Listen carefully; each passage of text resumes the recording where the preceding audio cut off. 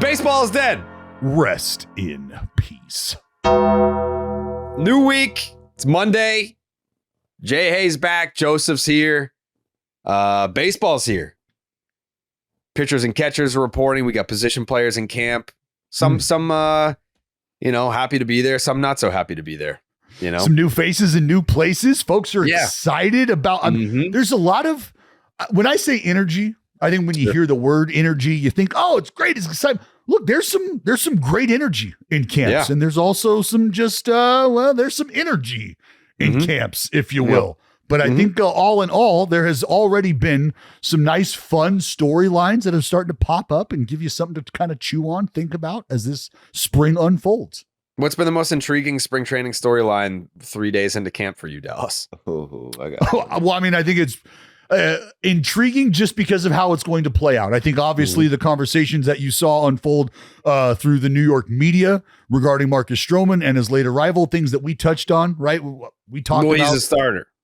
Right. And Brian Cashman said so. Brian Cashman echoed his sentiment. He said, we agree. Stro is a starter. And understanding where they're at and as far as depth, where he fits into that list of depth, that's already something I think that should be paid attention to because we know how everything unfolded and we know how Marcus Stroman operates. And so for day 3 to be sort of yielding this sort of fruit, if you will, already, it's something to pay attention to, if nothing more than just how the Yankees get out of camp after an offseason in which they had to do what they did, not landing Soto. So whether you like it or not, or you believe it or not, Marcus Stroman is a part of that equation moving forward. And in just 72 hours, it's already been a point of conversation. Yeah, very juicy. A lot of drama in Yankee camp. I saw the video of Paul Goldschmidt showing up looking like a fucking ticket salesman. That was crazy. I mean, if you were to show that, like, I know who Paul Goldschmidt is, but I think if you were to have just shown me that video and been like, oh yeah, like this is a ticket sales rep for the Yankees, I'd been like, yeah, no doubt. Like I wouldn't have been able to like decipher that was Paul Goldschmidt. If that dude walks up to your door out in Arizona like that, you're doing this on your fucking ring. Oh, we've already got solar, buddy. Thanks. We're good. Thanks. No, we got a pool guy. Thanks. We're fine. Yeah. And then the internet's a mean place. So people on the internet were saying mean things to me in response to my tweet. I'm like, don't be mad at me. I'm right. I'm right about my assessment. Like he does look like that. Like it's all baseball players do. Like you're not fucking picking any of these dudes out of like a one-man lineup. Except for Giancarlo Stanton. Yeah. And his fucking the old double elbow, tennis elbow. Yeah. Yeah. That's what you get. Lift all those weights. Now your elbows hurt. Ow. Mm-hmm. That's what I was thinking. Like my first thought was, having your elbows on the pad of like a preacher curl machine or something like that. Preacher. Yeah. It's like just banging out 21s. You're fucking. Yeah. Don't lift weights. Easy way to avoid that particular injury. I agree. Joe, you said you had something in mind for a spring training storyline that stood out to you so far? Yeah, they said Jackson Holliday's been eating a lot of ground beef. Okay. Coming out of Orioles camp. Did he have a weight issue? Weight? Oh, no. He was 188 last year, which is pretty small. Now he's 200, bro.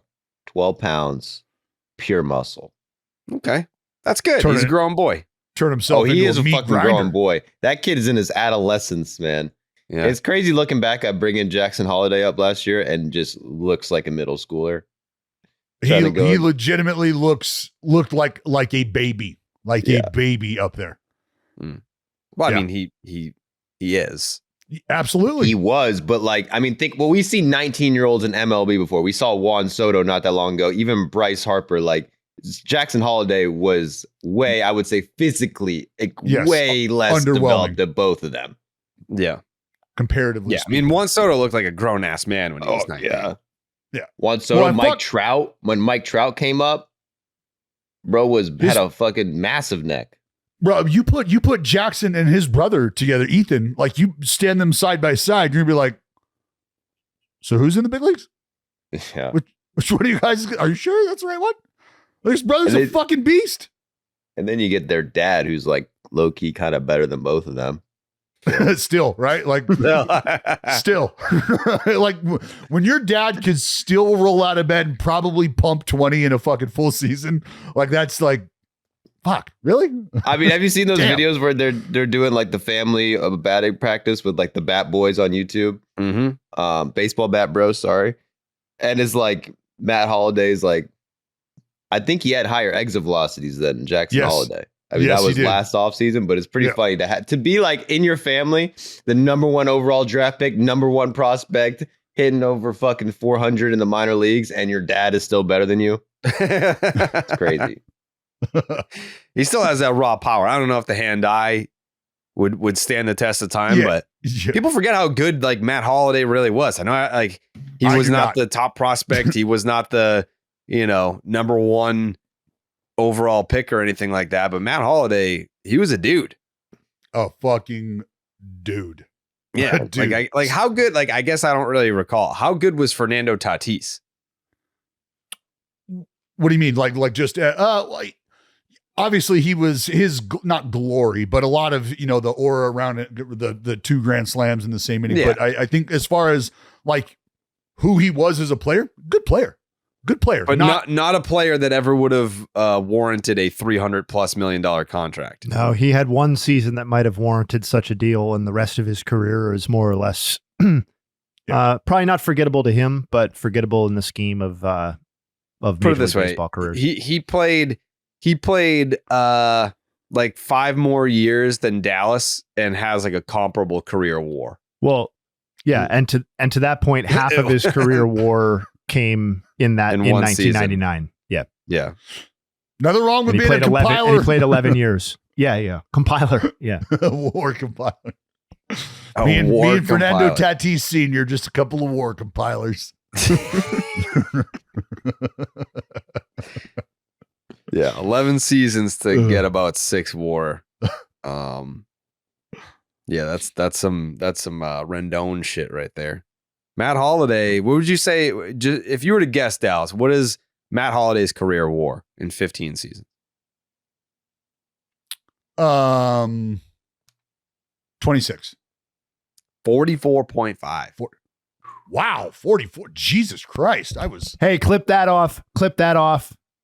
What'd you say, Jay? I threw up a 4 and a 5 right before he said it. Yes, I did. I did not have his page open. That was a blind guess. Wow. 44.5, brother. Yep. That's a hell of a career. It's a hell of a career for Matt Holliday. Why did I think maybe I was attributing like injury riddled seasons to somebody else? Why did I feel like I don't know, dude. I don't know what goes on in your brain. Nobody does. Neither do I. No. Well, he's still the single greatest display of strength I've ever fucking seen. Thank you. You're talking about Matt Holliday?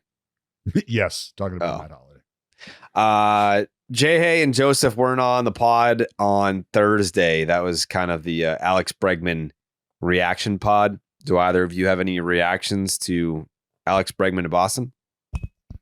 Joe, go ahead. Not much. I bet you guys covered it, but definitely makes the Red Sox a lot better. I know I picked them to finish last earlier in an earlier podcast. I'm going to upgrade them to not be last anymore. So like that's a good offseason for the Red Sox. It's a needle mover. They've changed my perception on their future prospects. But Breggy, I was a little surprised that I was kind of thinking he was going to go to Detroit. I think Detroit kind of cheaped out. They could have got him, especially with all this deferred shit. But I guess he didn't want to go to Detroit. And that's his prerogative. He wants to be a Red Sox. He can hang out with Jared more. Mm-hmm. That was probably the biggest factor. He can hang out with Jared and Jake. And so congrats to my Red Sox brethren. It's going to be a big day. Yeah, I think we're probably going to mic them up down in Florida. We're going to try to, if the Red Sox let us. I don't know what the rules are for all that, but we're going to be doing some cool content with Breggy down in Fort Myers, Florida. We get there, fucking Saturday? Do they eat Mexican food in Boston and where you guys live? Yeah, brother, we got the Border Cafe. You ever heard of it? Trust me, Joe. I already. What, Dallas? What, you think we don't have Mexican here? Well, I know you don't. Have you ever been to the Border Cafe? Buddy, I'm going to tell you right now, I would put our fucking lowest rated Taco Bell up against whatever you would call Mexican food out there. You're just being ignorant and naive. Yeah, Boston seems like a city that lacks a little Latin flavor, in my opinion. I never really been to Boston. Hello. We lack Latin flavor. I guess not for the Pedro Martinez, David Ortiz. All right, that's the baseball team, dude. That's the fucking baseball team. I'm talking about this. Any of those guys still live there? Do any of those fucking guys stay in Boston? Yes. And that's all Dominican food. And I understand, but like that's Latin flavor. They took over the city, and the shockwave still ripples. Joe, this is what I tweeted when the announcement happened and we knew salsa for break. I said the salsa should be a hit, especially in a place where pink Himalayan sea salt is about as high up on the Scoville scale as the palate can handle. Okay. So for those who are unaware of what the Scoville scale is, that's how you measure units of heat for peppers. So pink Himalayan sea salt. Probably not at the top of that list, but that's about as crazy as you fucking people over there get. Like, what? Maybe a little pepper in the chowder? Give me the ground pepper in the chowder. Ellen, I'm feeling fucking frisky tonight. You guys got no salsa in Boston, dude. You can't tell me that Massachusetts has, because y'all do not have salsa, man. What makes never had salsa before? An expert of Mexican cuisine in Boston, Massachusetts. That's what I want to know. The fact that I am basically an expert in Mexican food in the birthplace of Mexican food. This place I live used to be Mexico. Yeah, used to be Mexico. So, Jake, do we have Mexican food here or what? I'm sure you do. I mean, we got a Chipotle right down the street. It's fantastic. Yep, we got Chipotle at every corner. We got the Border Cafe. We got Tez. There's some other fucking place. I'm telling you, dude. When you come out here, we're gonna give you the Mexican. I'm good. Cuisine. I'll probably bring some. I could bring some. No. You come out here and we'll roll out the red carpet for you. I mean, fuck, you tell me Kowloon doesn't have a little section on their menu for like a quesadilla or something that you guys could, that's why Andy Long is the fucking man there. He's like, what do you need? Sushi boat? Done. You need some lo mein? Done. You looking for a fucking chimichanga? Done. Yeah. Whoa. Easy, Andy. I wonder what a Kowloon like quesadilla would taste like. It'd probably be unbelievable. Calhoun quesadilla. Calhoun quesadilla, baby. I bet it would be. That's gonna be the grossest fucking thing of all time. Nah, you guys are. Yeah, that sounds like diarrhea. Like the jealousy is crazy on this episode. A Kowloon quesadilla sounds like diarrhea. No, it's just half sour cream, half sour cream, half cheese. and probably some bomb ass chicken. Probably. Yeah. I don't even know. I haven't had it. I haven't had it yet. How am I supposed to know what it tastes like? I think when we just invented it 30 seconds ago. Oh my god. The Kowloon Dilla. That Kowloon Dilla is a killer. I'm glad you're having yourself a nice morning, you chuckle fuck. But I'm gonna call Andy right after this. When we do the opening day stream, beforehand we should roll on down to Kowloon and do a video on making the Kowloon quesadilla. Yeah.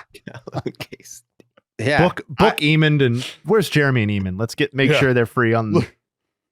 Yep, let's do it. Sounds like Papa Gino's is taking a back seat to the fucking Kowloon Dilla quesadilla. Yeah.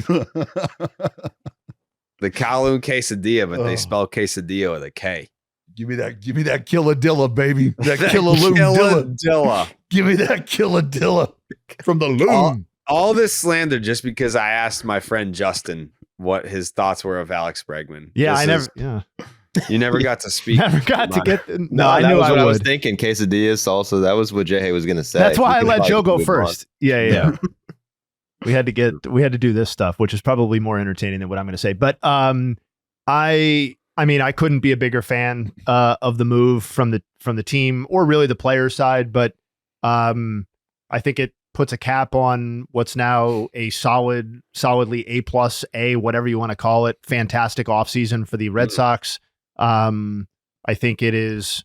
I know people want the Crochet extension. That's fine. I think it is damn near as close to a perfect offseason from a team building standpoint as they could have had.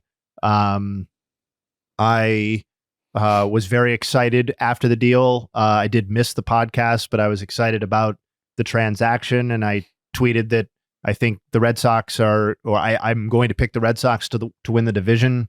I feel no less confident about that now than I did at the time. I think it's going to be a very competitive division, but I really, really like how this is shaping up for them and the Bregman edition specifically. On Fangraphs, I think 5 days before this signing, they had an article about the largest postseason odds increases if the team were to sign Alex Bregman, and the Red Sox ranked 6th on that list of all major league teams. It increases their odds, according to them, by nearly 11%, from 45% to 56%. That is a meaningful, obviously hugely meaningful increase, particularly for one player. I think it speaks to how perfectly he fits for them, even if some of the positional stuff is fluid or being figured out or whatever. If he does move to second base, I think there are lots of reasons to think that he's going to transition very, very well to there defensively. And we've talked about how strong of a fit he is at Fenway. Just quickly note, I know it's made the rounds at this point, but only player with a higher career on base percentage at Fenway than Bregman, minimum 95 plate appearances, is Ted Williams. That's pretty good. But overall for his career, forgetting Fenway specifically, just looking at home and road, he is equally as good at home and on the road as measured by basically however you want to do it, OPS, WOBA, whatever. He is a player who I think skill set transfers very well to a new environment. And while I know we've noted that there was a kind of surface level statistical decline between 23 and 24, or a multi-year decline, if you look under the hood a little bit at the batted ball data and some of that sort of stuff, it was actually either consistent with or better than some of his immediate previous work. So I think there's genuine optimism that this is not a player on the decline. This is a player who's actually going to age very gracefully.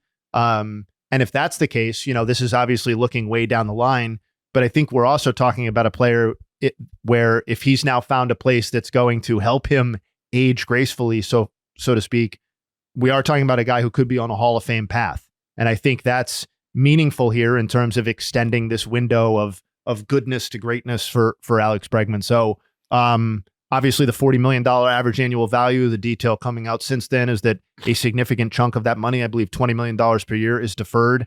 I don't care about that shit. I've made that perfectly clear when talking about the Dodgers, but that makes it even more favorable from the Red Sox side. And I already loved it from the Red Sox side, even though that initial $40 million per year was kind of a sticker shock, I think, for a lot of people. Because so few players make that amount of money on a yearly basis in baseball, deferred or otherwise. But huge fan of the deal. I think it's going to go great. I think the Red Sox are in great shape. And I think the carousel or the kind of musical chairs situation as it relates to who's playing where is something that's just ultimately going to figure itself out and just provides them with a level of depth that I think is going to be important as the season goes along. It feels like to me that the Red Sox are getting a lot of shit for kind of like not showing interest in Bregman, kind of like what the fuck. But I think they really, by waiting so long, it seems like they got the good deal by doing that. So I'm taking my cap. That was why, Joe, I like the signing of Bregman. And for the most part, I was applauding the effort of Craig Breslow for having done what he did and just sort of staying pat and having a great feel and having a great lay of the land. He understood basically every corner of the conversation and where it was coming from, where it wanted to go. The one thing that I did want to say about this, you brought up the positional flexibility, and I don't want to detract at all from the acquisition and from the deal, from the move. But when we do start to think about the future, and Jared, you highlighted this could ultimately just be a one-year deal. This could ultimately be just that. But if it's not that, and there are multiple years of a future here, then we do have to start to consider the growth of the man at second base who's knocking on the door. And if Alex Bregman's production does start to wane, where would you then slide him over to? Because we're talking about his arrival freeing up or creating even more fluidity for Rafi to go be the DH full time. And so now if that starts to happen, it feels like some of the pieces or the fluidity that you were able to move around starts to get a little more convoluted. I will say, and it's implied with what you're saying, but like if they only do get one season of Alex Bregman, that's almost guaranteed to be like an awesome season from Alex Bregman, right? Which you hope for. Right. So that could, even on a 1-year deal, which we're talking about that being a downside here, almost like that could be awesome for the Red Sox. It could be perfectly fine as an outcome. Like I also think, like, you know, to your point about Christian Campbell and them having to figure out where exactly he's going to be playing, if it's a multi-year commitment to Bregman in the end, I just feel like the rest of the roster presents enough optionality / future decisions that are going to have to be made on their own that like that will just sort of figure itself out, whether that's one of those players sliding to another position or however it may turn out. But like, I don't know. I just feel like we applaud the Dodge. And I know this is specific to one veteran being signed to block one emerging prospect, but like part of the appeal of the Dodgers, a huge part of the appeal of the Dodgers roster is the top line, obviously, but it's also like the incredible depth that we've covered. And that's going to help them. That's going to be a huge driving force to why they're going to win the NL West this season, almost certainly. And so I feel like the Red Sox are going to benefit from that as opposed to it developing into an issue long term. And that's part of why I like the deal. Yeah, and that's why I think there's intrigue here. There is real intrigue following this move and what the windows look like over the next, or just you can even just say over the life of the Bregman contract. But Jared, what's gonna happen to my boy Vaughn Grissom, man? Like, what the fuck? They're just gonna put that guy in Pawtucket? They're gonna have to. Well, yeah, I mean it's a tough spot for him to be in. He's still super young, but unless they want to try him in the outfield, like left field, like I really don't know where he fits. You have Bregman, who's going to at least start the year at second base, presumably. And if it's not Bregman at second base, it's Christian Campbell. I don't know. It's not like he's some great defender at second base anyway. So I don't know. If I were him, I would be like, yeah, like let me get some reps in the outfield, because like that seems pretty wide open. Like there's no, like you've got Roman Anthony who's still waiting in the wings, but Wilyer Abreu is like he's a Gold Glove, Silver Slugger type, and then you have Jarren Duran who's coming off almost a 9-WAR season, and for some reason they've already committed to Rafael in center field. I don't know why they did that. But yeah, like if I'm Vaughn Grissom, I'm like, all right, I'm not the best second baseman in the world. Like, let me try and figure out a situation out there. Huh. Thanks for Chris Sale. Yeah, you're welcome. Pretty good trade. It wouldn't have happened here. That doesn't bother me at all. Anyways, what does bother me is when people don't have the Underdog Fantasy app. That really pisses me off a lot. What are you doing? Yeah, I don't understand it. Because MLB season is right around the corner and Underdog Fantasy wants to make it a lot more interesting. Underdog Fantasy is the easiest place to play fantasy sports. Playing their pick'em game is as simple as selecting higher or lower on player stats like strikeouts, total bases, home runs, and so much more. Make entries of all baseball, or you can mix and match across your other favorite sports. You can win up to 100 times your money, and it's a ton of fun. We're going to be doing our picks on opening day. We can do a live stream live from Casa de Quesadilla in Saugus. Make sure you sign up with the promo code Jared. That's Jared to get up to $1,000 in bonus cash and a special pick on Underdog. That's Underdog Fantasy, promo code Jared. Yeah, it's going to be a special day. I do hope it's the Casa de Brownies. Jokes aside, though. Yeah, my mom will probably make us brownies. If she's got time. Yeah, she... I've already put in the order, Jay. Oh, okay, that's great. You won't even be there. That's kind of you to to put it in for us. Yeah, you won't be there. I can't keep those brownies all to myself, bud. Yeah, my mom will make us some brownies. That'll be a great day. Will be a great day. I'm really looking forward to it. I am as well. Speaking of days arriving that we may or may not have expected. Mike Trout. Mm-hmm. Yep. The days of center field Mike Trout have come to an end.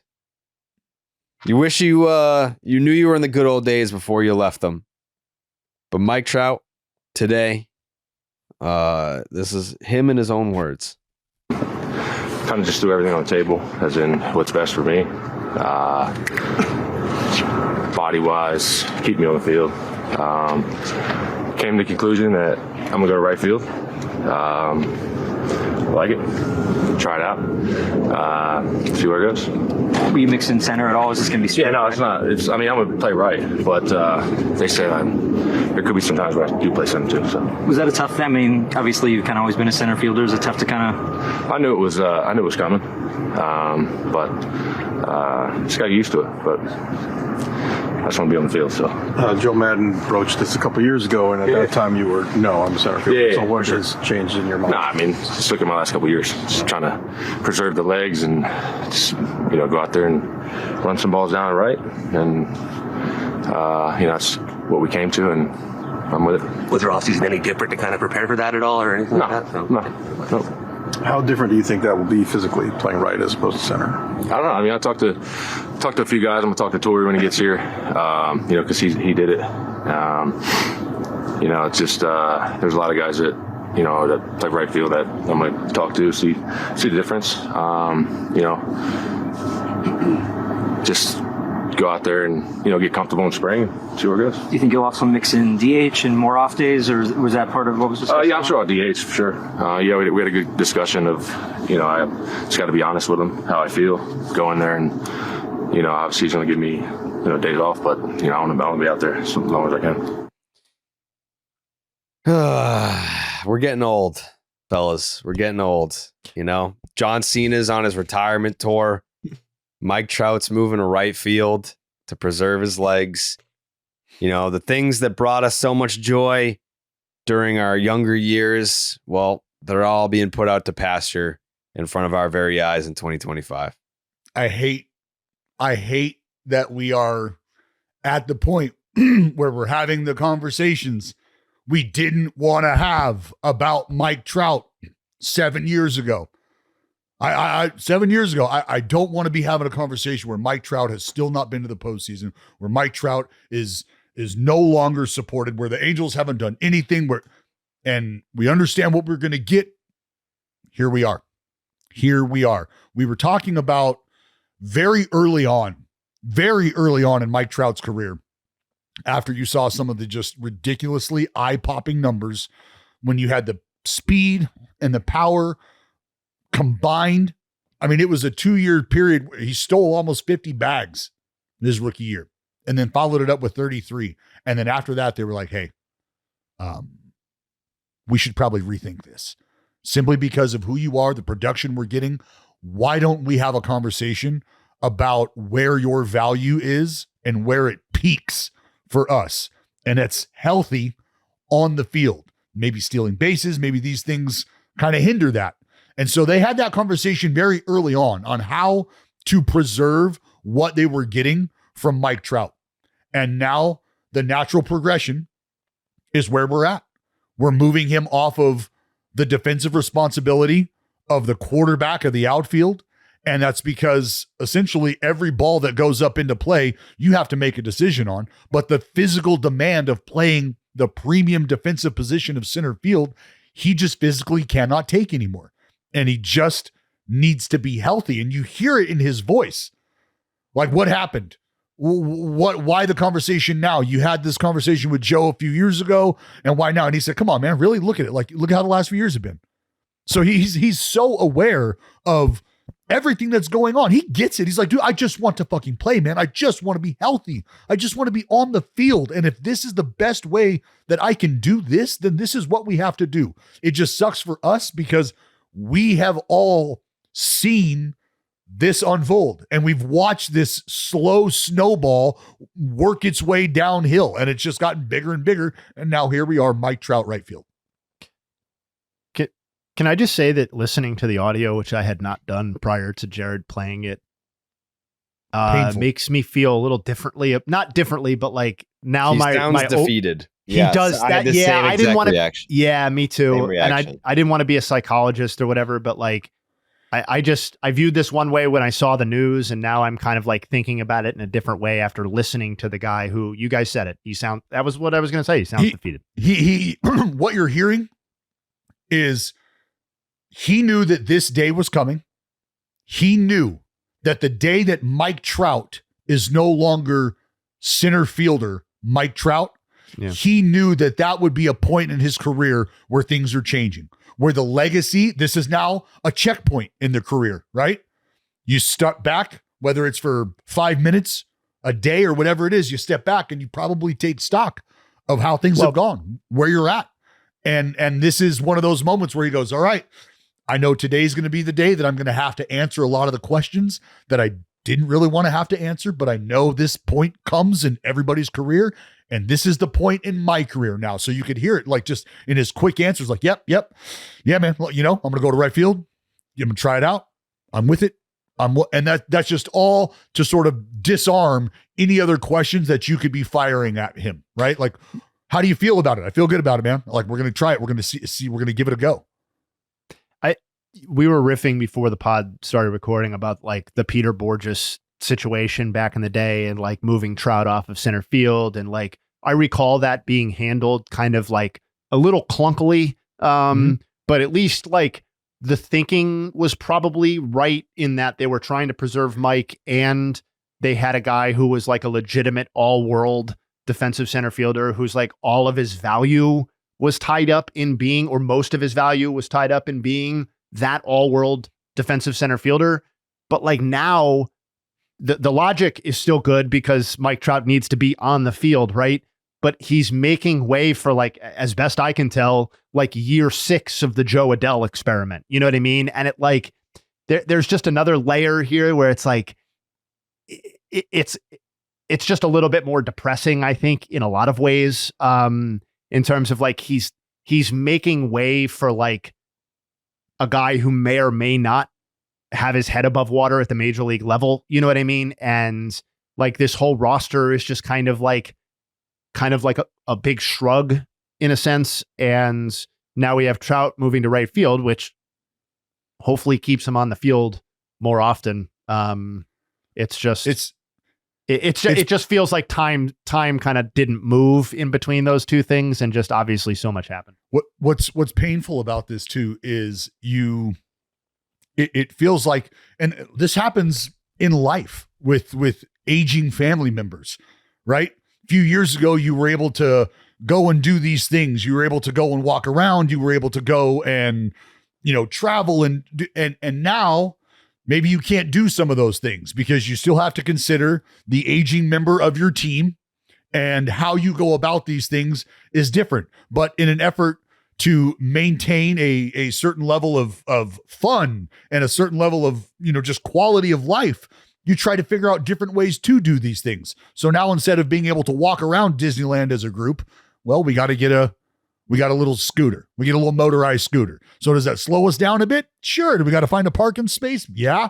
But is everybody still a part of this? We are. So what you're seeing now is, instead of Mike Trout running from line to line at Disneyland, Mike Trout's now in a scooter. Like, he's still going to get to the ride, and we still want Mike Trout to have fun, but it's just not going to be the same experience at Disneyland anymore. This is all within the context of most projection systems having the Angels as last in the AL West too. So it's like, I don't know. It's an unfortunate kind of whole scenario in a lot of ways that this is the conversation that we're having about a guy who, like, this feels like a conversation when a guy like we're talking about Mike Trout at 36 or 37 years old, doesn't it? Yeah. And like the guy is 33. And I just feel like the tone of everything is, and I don't feel like we're off base for having the tone, just because he has it mostly. Go Go ahead, Joe. Yeah. Well, I mean, I had the same reaction as you, Jay. Hey, where when I read this on Twitter, when all this thing, I was thinking like, this is good. Like, you know, like, yeah. I mean, Mike Trout's value hasn't been in his fielding or in his 100%. athleticism in like forever. Like, this is good for Mike Trout. If he's on the field healthy, like I think people even forgot last year he played a month and was like one of the best players. Best led the players league in the game. home runs. He led the league in home runs for like almost a month after he stopped playing, I believe. Like he was on pace for 6 WAR, which I just looked up. That's like top 10 position player with no outfield really value in center field. So like if he's hitting like 2022, his last, it wasn't a healthy season, 120 games played, still had 40 home runs in 120 games. Like if this guy is on the field for just 130 games, like he's probably getting to 40 home runs still. And now if he's DHing and playing right field, like this is a good thing. It just sucks to hear him sound like that, really. Yeah. That's what makes it depressing for me. It's that he's having that conversation. He had the conversation with the man in the mirror, and he's now having that conversation publicly with everybody else who's allowed to ask him questions. So, but it's good because this is like, dude, this is Mike Trout's fucking power era. Like he's just going to hit fucking bombs this year, I feel. So I want to build off of that for just 1 second before we move on. Cause like, I don't want it to all be negative. Like what we all hope for, and me specifically, is I just want more reasonably healthy, productive Mike Trout, because it doesn't feel like it should be the end. And to Joey's point, like when he's been on the field, it very much isn't over. Like 28 homers in 111 games played since the start of 23. So like that, even if we're only talking 111 games, which feels like maybe even slightly aggressive, but like a decent number to be targeting, like 28 homers and an 860 OPS is a very valuable player over that in that context. But like, I want more Mike Trout. And if moving to right field does get us to a path where like, hey, it's actually the glass half full version where Mike Trout is able to play 120 games a year as a right field DH combo and give you a 130 OPS plus over the next 3, 4, 5 seasons, then I do think we start to have something of a different conversation about how Mike Trout's career feels, because that feels like it could be a path to renaissance, a path to like a second or third or whatever we want to call it act here. And I'm just not necessarily content emotionally, or even based on what I see, to your guys' point, on the field, to close the book at 86 career WAR or, a 378 career homers for Mike Trout and just say it's mostly done from there. But if you look at his number, like this is kind of like a guy who, what's a good example of a guy like this? I don't know, but like some pitcher who threw 99 for his first like 10 years, right? And was just blowing fuckers. And then he got Tommy John, whatever. He throwing like 92, but he's a Hall of Fame pitcher. And he's still elite throwing 92. Like Mike Trout has the potential with no athleticism to just hit 40 home runs a year and still be an elite player. Like he hit 40 home runs 3 years ago in 120 games. This is what I was going to say. Like, just to the point of him being healthy and on the field from 2020 to 2024, 319 games, just over 1,300 plate appearances, 1,374. His slash line in those games over that period of time, 277, 378 on base, 580 slug with a 958 OPS, good for a 162 OPS plus. That's pretty productive. It's just a matter of him being on the field. So this is a dude who had already gone through the evolution of being adjusted defensively to sort of take himself out of the equation. We talked about the adjustments they had him make on the base path, limiting his running. So they've already, at 2 separate junctions in his career, have sort of reeled him in to preserve the physical viability. And this is like the last stage of that. So to Joey's point, if you're telling him, look, man, catch the balls that are hit to you, hit the cutoff, man. And if you can go first to third in a close ball game, give us that. Outside of that, hit the fucking cover off the ball like you've always been able to do. And we're going to be happy with that. Yeah. He's Mark. It just Trumbo. feels like Groundhog's Day, like every start to the season being like, is this the year that, Mike Trout kind of has the renaissance year and reminds everyone how great he is? It's like, we know how great he is. It's just a matter of, can he stay on the field? And this is an active measure to keep him on the field.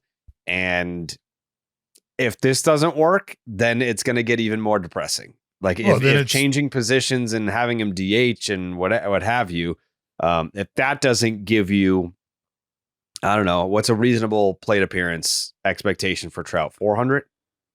Yeah. Well, yeah. 400 would be, 400 would still be him missing probably a third of the season. That's a chunk of time. 400 plate appearances. Because we're talking, you're talking guys netting 6. Fucking Marcus Semien to fuck around and get you 700 at bats or plate appearances. Like, so, yeah, I would like to see north of 5. I think 600 would be the goal. Like, that'd be looking at his stats. Like, that's 130, 140 games. 130 games. If Mike Trout plays 130 games, I think he hits 40 home runs. And then, come on, he's in his Mark Trumbo era. That'll be the first time that Mike Trout. 2019 was the last time that Mike Trout played over 130 games. Was the Mark Trumbo era comment supposed to encourage or discourage me? Are we not excited to see Mike Trout hit his Mark Trumbo stride, bro? I'm thinking like a 2016 Mark Trumbo season where he hit 47 home runs, led the league. I think Mike Trout could be that guy. I'm actually pretty optimistic about Mike Trout and this position playing. I think he's going to hit fucking bombs this year. I know everyone else wants to be doom and gloom. I get why, but the guy, I think he hits 40 plus. I got to be honest. 2016 Mark Trumbo is actually not a bad statistical comp for what Trout could give you over. I'm saying, dude, I just looked it up. 47 bombs, Jay. 850 Mike Trout OPS. hits 47 fucking bombs this year. That was 47 over 667, though. Anyway. That's kind of crazy that 2019 was the last time he played at least 130 games. Mm-hmm. That's so long ago. And then you look at last season, like he only played 30 games, but he stole 6 bases in 30 games, which makes you think like I'm trying to get back to the old Mike Trout, be that athletic, like I want to be versatile, and now realizes after, 6 years, like, nah, we got to have a Trumbo era. Trumbo era. Yeah, hey, you had a great off season. Legs felt fresh. You came out hot. He worked with Mark Trumbo, I believe, in the off season. Yeah, I'm calling up Trumbo, getting some tips. Damn, I've been talking to Torrey Hunter. Can we get Trumbo Andrew on the Jones, pod? Jake, book Mark Trumbo. We'll get him on Wednesday. By the way, the pod is on Wednesday this week instead of Thursday. I'm just tired of like the tone of Mike Trout conversations being depressing. It would be nice if we had a Mike Trout conversation, and this is not our fault. If we were able to have a positive Mike Trout conversation somewhere down the line in April. But dude, seriously, when you hear, and this is what sucks about the audio from this, is because this isn't a dude who has soundbite after soundbite after soundbite circulating. You don't have your top 10 Mike Trout fucking one-liners or quotes, or you don't have, that doesn't exist. So for you to have this in your head now, hearing this from Mike Trout, that rings differently. And so you have the tone of his perspective in your brain now, and whatever tone you might have had, if you're listening to him, there's no way you can hear what he just said and how he said it and think to yourself, this is a guy who is oozing optimism and just can't wait for this thing to start. That's not where you're at. He needs to change his perspective. Like, imagine if they told Rendon, hey, dude, we don't even want you to fucking play that much. We just want you to DH and chill. And he did an interview, he'd be so happy, Yeah. They only want me to play 100 games, and now I only have to DH and barely play the position. I get an easy position. Rendon would be awesome. He has a good attitude. Mike Trout has a bad attitude. He's like, oh wow, I got to play right field.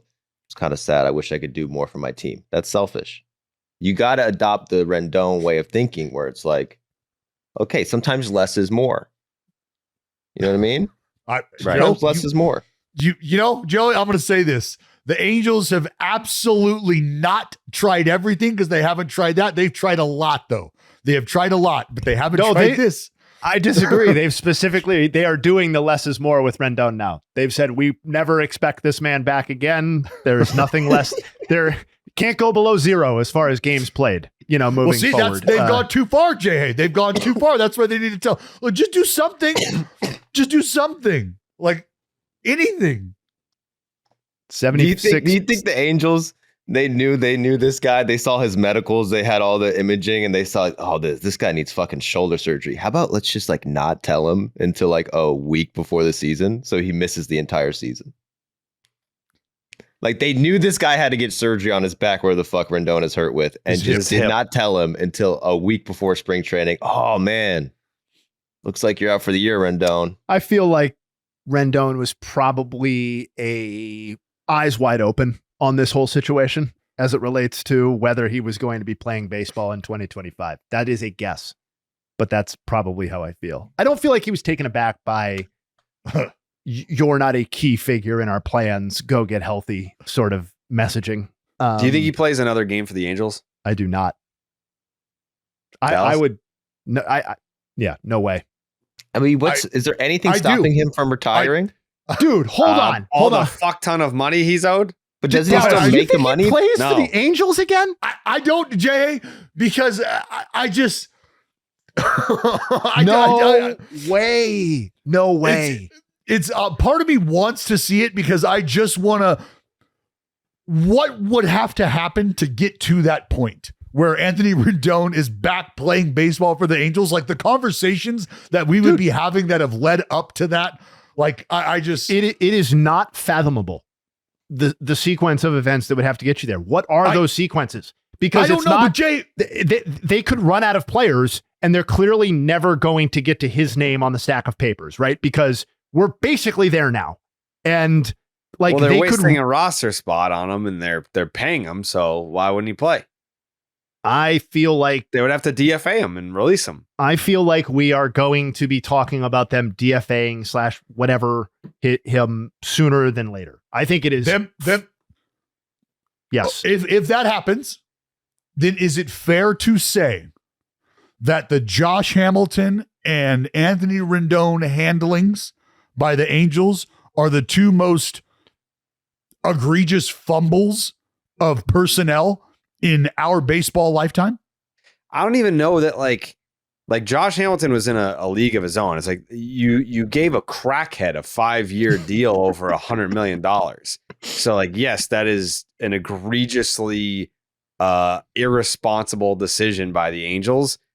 But with Rendon, we were talking about a dude that was on a Hall of Fame pace by the time he showed up at your doorstep. Nothing about him indicated to me, well, he doesn't like baseball. Time out. That was something, that was a narrative, that was a storyline surrounding Anthony Rendon. What is happening? Are you good, dude? That had been talked about for a while. Yeah. He doesn't like baseball. This dude doesn't like baseball. That was something that was talked about in DC. So that's sure, that's like but the when idea you win that the World Series and you're putting up these 6 WAR seasons, it's kind of hard to be like, well, he's one of the best players, one of the best hitters in baseball, and he plays a defensive position that's really valuable to us, but he doesn't like baseball, so we're gonna pass. I saw Bowden specifically, but people have used the JD Drew comp with Anthony Rendon about not actually loving baseball or whatever. And I'll defer to other people on how much JD Drew loved showing up to play baseball every single day. But what I do know is that JD Drew was, generally speaking, extremely productive for the Red Sox when he did play baseball. Particularly 08 and 09, and 08 being a pretty damn important season. And it also very good in 07. He was a very good player. Rendon is unavailable / like objectively bad in every season for the Angels since the 2020 abbreviation. Now, like it's not fair to hold it against him that his only true two form season happened in a year where we only played 60 total games and he played 52. But like, that's how that contract has played out. And since then he's been like, generally bad to at best, like kind of league average, but totally unavailable. Like it's just, I'm shocked by the idea that you think he's going to, this is not what we were talking about while your headset was being fucked up, but like, I just can't believe you think he's going to be on the field for the Angels again. Well, and what I was part of that is, like I said, tongue in cheek because of just the way that things have gone. I will never forget, like, just say this out loud to yourself. 1 year in the draft, a team took nothing but pitchers. So when you're willing to do shit like that, when you are willing to collectively get in a room and go, all right, all of these position players here, I want you to just fucking erase that side of the board because we don't care.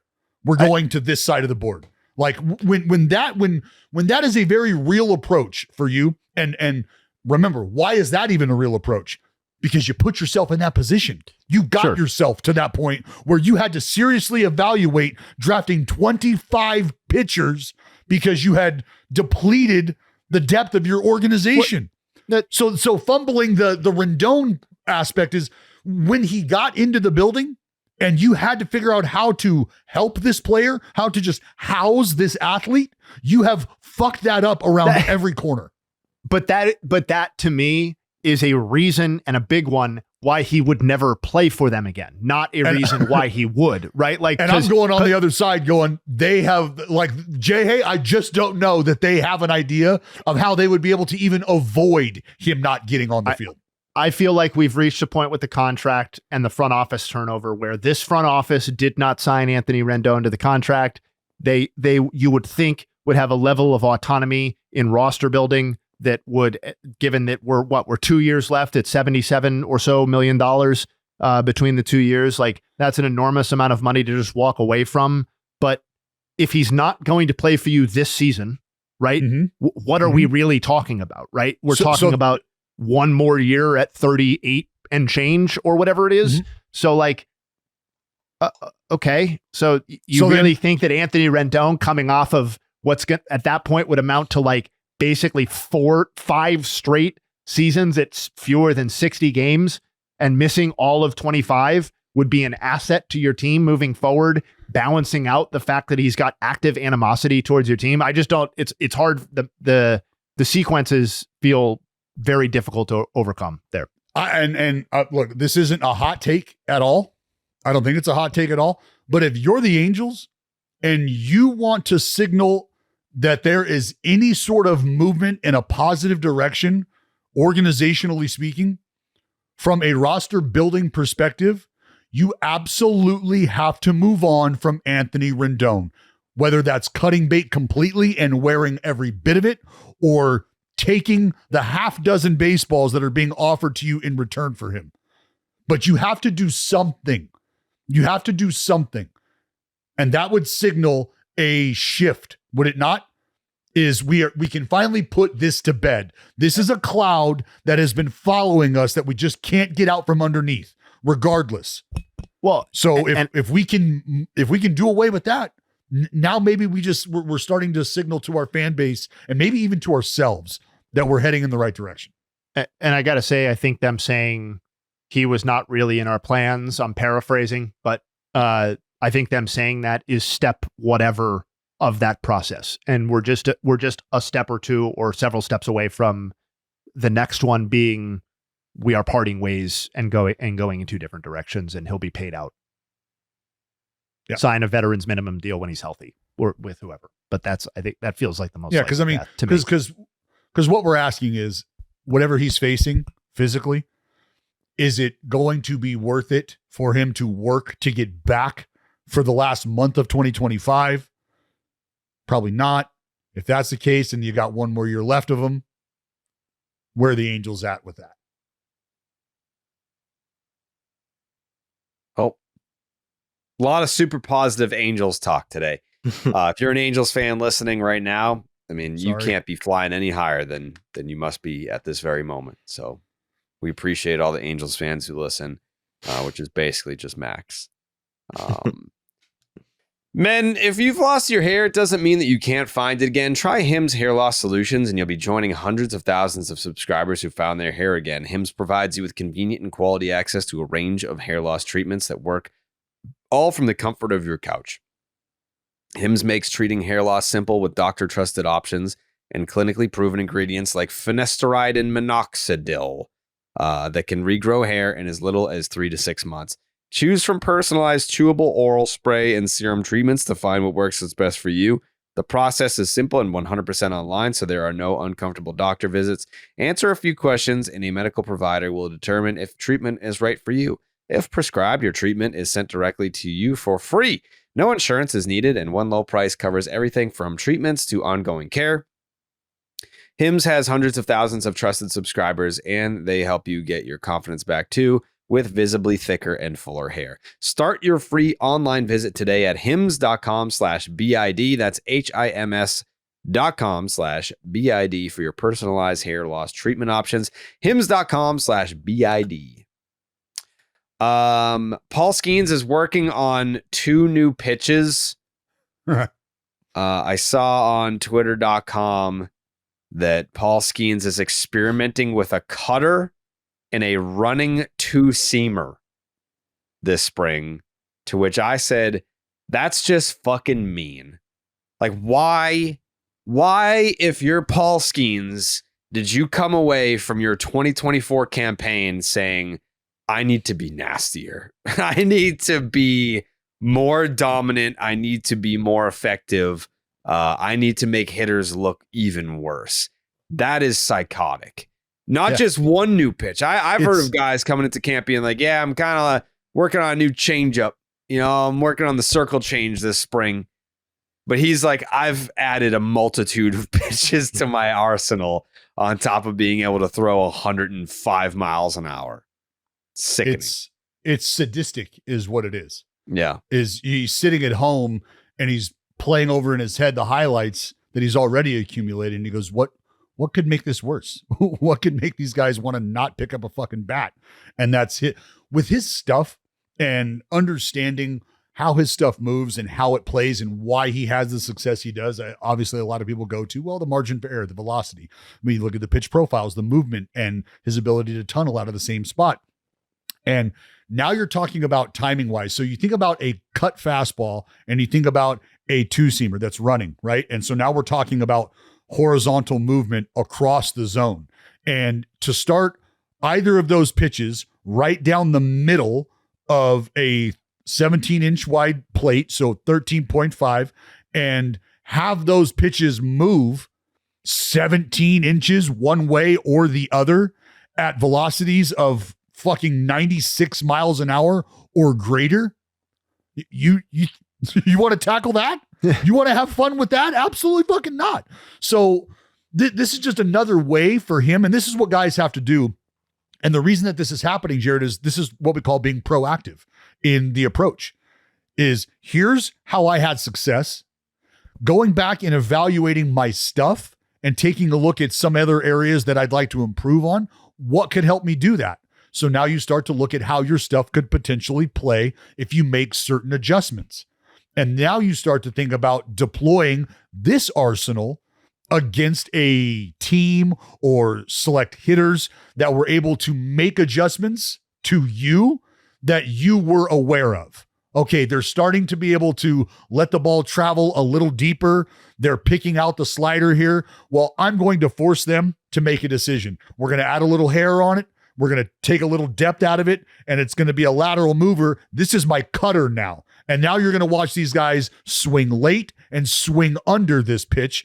And when they decide to swing and they see cutter out of the hand, he's got a fucking 99 mile an hour 2-seamer that's going to run in onto their thumbs.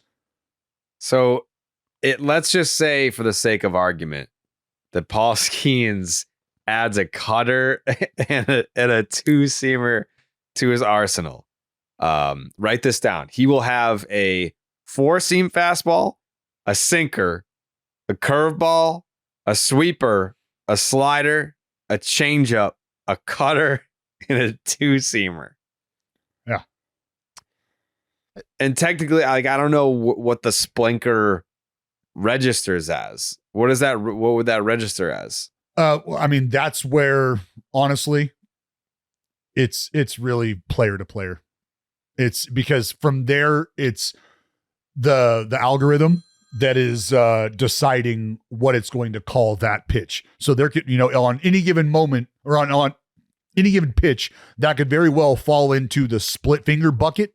That could very well fall into the sinker bucket based on the profile and based on how they have set the parameters. So a pitch moving at this velocity with this movement falls into this bucket. But a guy like him, because it doesn't register as like like his Baseball Savant page doesn't show a split fingered fastball. It shows the sinker. Yes. Yes. And so that right there is exactly what I'm talking about. Is they could be choosing to classify this as a sinker because maybe it lacks the movement of a split in terms of depth. Yeah. But here's what we have. Just like the gyro slider and the sweeper. Sometimes a gyro that you get around a little has a little more H break to it. And so the computer very well may lump that into a sweeper bucket when in reality it was just a gyro slider that you were on the side of. And just to hammer home, like, or try to add to what Dallas was saying earlier too, like the pitching coach himself gave a quote that I thought was kind of revealing and interesting. Anything that looks like a fastball and doesn't end up being a fastball helps. And that's, basic elementary stuff for any pitching familiar person. But like to the point about highlighting those 4 pitches, those aren't just 4 pitches that are potentially nasty, assuming he figures out the 2 that he's working on. Those are 4 pitches that presumably, Dallas, correct me if I'm wrong, out of the hand, all look like a fastball. Like that's the whole point, right? So sinking fastball, cutting fastball, right? Like, so. Right. And like whatever we're talking about, whatever you want to call the splinker, like that's kind of the whole idea behind a split finger fastball, right? Yeah, that one just got a little more depth to it because remember his fastball runs, right? So horizontally, the cutter horizontally, and now the sinker or the splinker, there's a little depth to that. So there's a little vert to that. But what's ever present amongst all of those offerings is the high velocity. So the timing, right? The hitters have to get it going out of the hand. They have to get it going. And then they see depth or they see movement in one direction or the other, and they're fucked because it's 98. And we've put a lot of the industry has, the Pirates have put a lot of responsibility on Paul Skenes as like, the next great starting pitching hope, the next Hall of Fame starting caliber pitcher who can handle the workload. And I think it's extremely encouraging to see a guy that young so early in his career realize that, the whole point of this per him is getting to strike 3 a little more quickly or winning the early part of the count. And if that 2-seamer helps him get, some of those ground balls that help get those quick outs or help him get to strike 3. And so, because Paul Skenes was obviously impossibly nasty last year, but if there was a point where it felt like putting guys wasn't going his direction, it was when he had, he was working those deep counts and was struggling to get that strike 3 or whatever on those, again, rare instances where he wasn't awesome. And this to me just lends hope to the idea that like, this is a guy who's going to go out and give you 200 innings a season or 190 innings a season because he gets it. Wait, and he's just one of those rare dudes who every pitch he throws is also a pitch he can put you away with. Yeah. So now if I can show you something that one, you're very uncomfortable with, and it's also something that you might only see once today out of this dude, like that's just another layer of defense. But this is why we talk about having to make these adjustments before the league makes them to you. Paul Skenes isn't showing up year 2 going, well, if it ain't broke, don't fix it. Right? Like, I think there's some credit to be given to guys who continue to do what has given them success, but there's also what this speaks to as well is the evolution in our athletes and the evolution in the science behind how they're approaching their craft, because they have the resources and they have the data points available to them that allow them to identify the areas that they want to make the adjustments in. And they have the ability to take the data points that go against them to tell them this is where you need to make the adjustments. So when Paul Skenes is looking at the numbers and he realizes that I might have another inning and a half worth of work or so, maybe even 2 innings worth of work still left on the table because I'm fucking striking 3 guys out an inning, but it's coming at 27 pitches a pop. How can I change that? How can I make that better? How can I become more efficient? Paul Skenes is basically doing what I've always wondered why other pitchers didn't do this, and that's just have 10 pitches. How hard must it be to go up there being like, I have no idea what's coming, no clue. And the blending though. The blending is what you run into, and that's what a lot of guys find themselves like. Talking about this with guys who are super pronators or super supinators, right? Like talking to Shane Bieber about how he can stay around the baseball and how that's just something that he does well, staying inside of it, maybe a little different. And those are just adjustments that you have to make, but you don't want to take your slider and your cutter and your curveball and take away from all 3 of those because now they've blended into some sort of unidentifiable offering, and you run the risk of doing that. And you also have to think about maintenance. How do I stay on top of all of these offerings and make sure that my, Jared, like if somebody was going to adopt the Jared Carabas 1-1 split, how often am I throwing devastating this? And I need to be able to maintain this. Like, have I worked on being able to throw this glove side? There's just so much that goes into that. Maybe during spring training, I'll show Skenes how to throw my split. Yeah, he's probably good. I don't know. I feel like he would want to know. You guys kind of look alike, kind of the same build, same like height and weight, Yep. Yeah. Something to remember about Paul Skenes as well. It's a dude who wants to be a fighter pilot. So when you talk about steering the baseball, same guy. You talk about moving and Jared shit. is a combat veteran. We know that. Mm-hmm. It's been established. Yep. He's also in the reserves. Dallas has never once thanked me for my almost service, which is kind of crazy. All the years that we've known each other, he's never been like, thanks for your almost service. You never said that to me either. Well, you guys are both service members. One of us took a military aptitude test. One of us did not. Did you not? You must be the guy that didn't take it then. Oh, I took it. Oh, okay. So then both of us did. So shut the fuck up. Oh, you took the ASVAB? Yeah. Is this an indication that you both lacked aptitude or something different? No, it's an indication of my extreme aptitude. We don't have to get into what my future looked like. That's fine. Yeah. They were like, sir, but they didn't call him sir. They said, son, do you know how to read? And he said, I'm from Stockton. And they said, enough said. We don't do a verbal test. We don't do a verbal part of this test. You're gonna have to come back when you can sound it out. No, says fucking old Andy Adreed over there. Listen. Yeah. I think my reading has improved leaps and bounds, Justin Havens. Yes. It's hardly comparable at this point to what it used to be. Yeah, it's the reading has made you better at reading. I think is a good lesson here. Yep. You just got to practice. Practice makes better, not perfect, but it makes it better.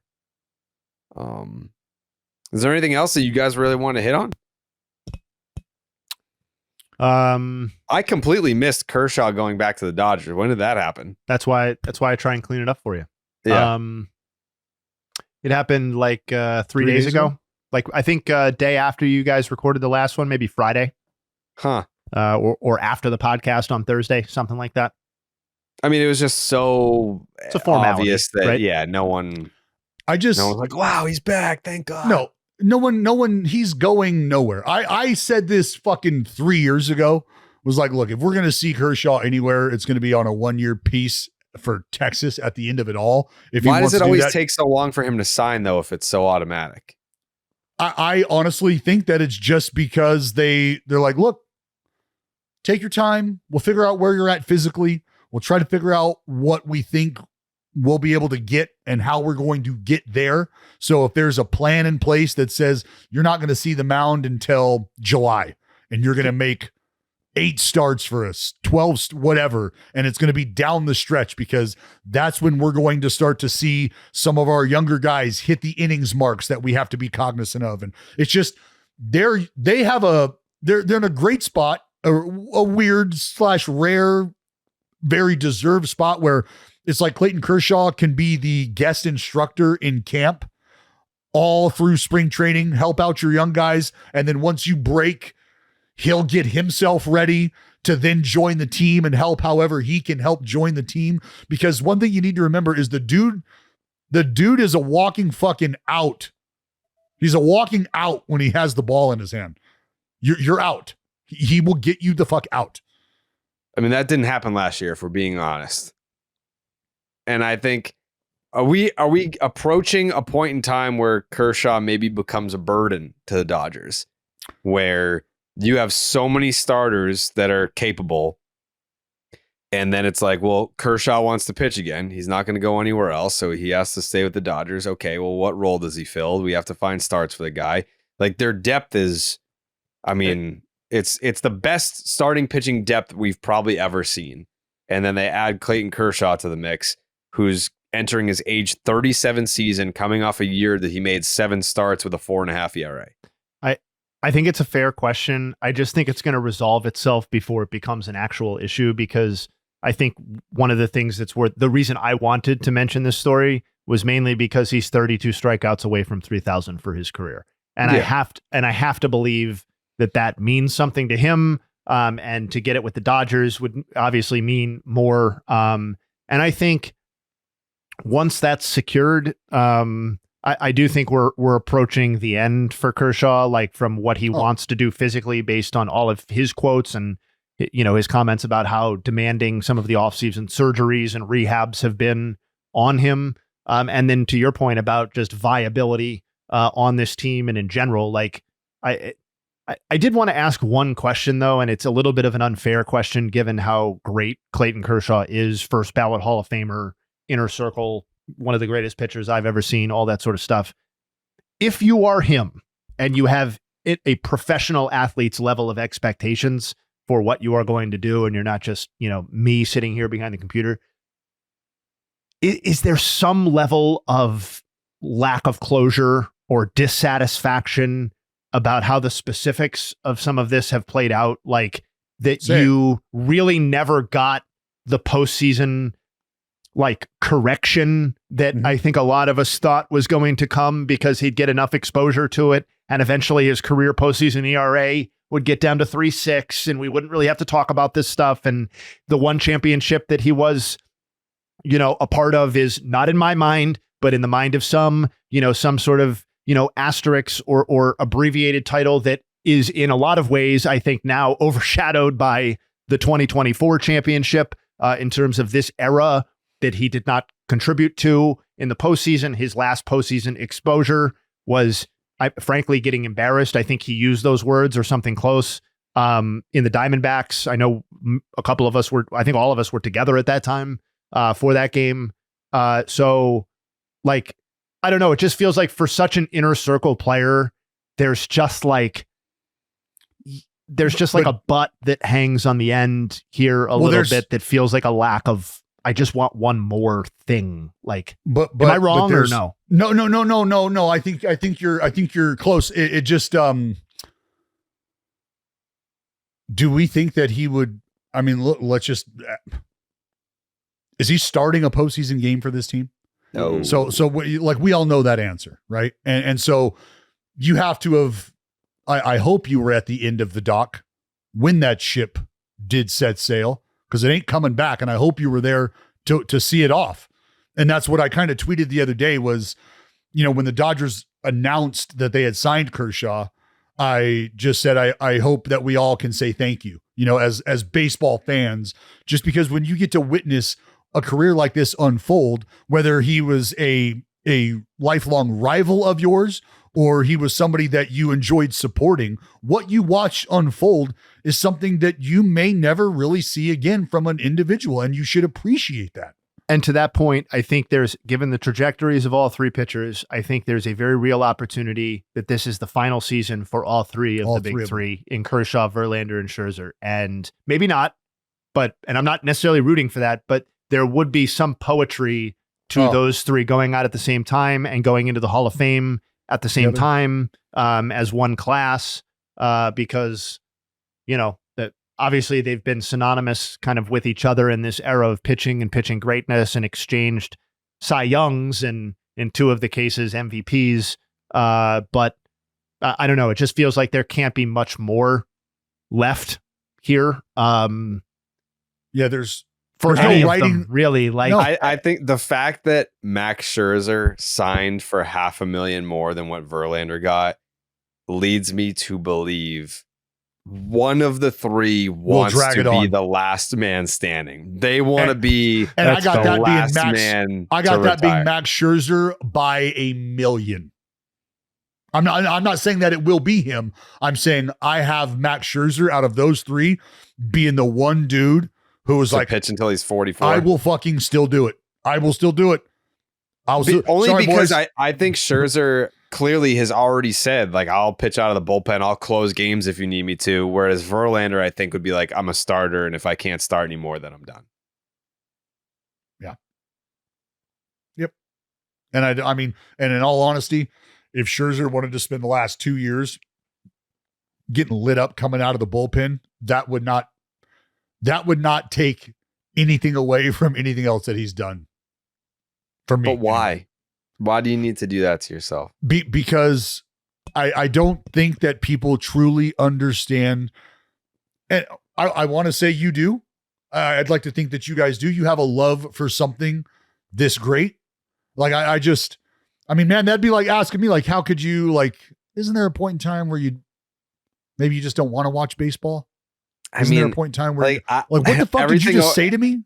Everything for me always comes back to wrestling, and like the Undertaker retired because he had that match in Saudi Arabia where him and Goldberg almost fucking killed each other because they just physically couldn't do it anymore.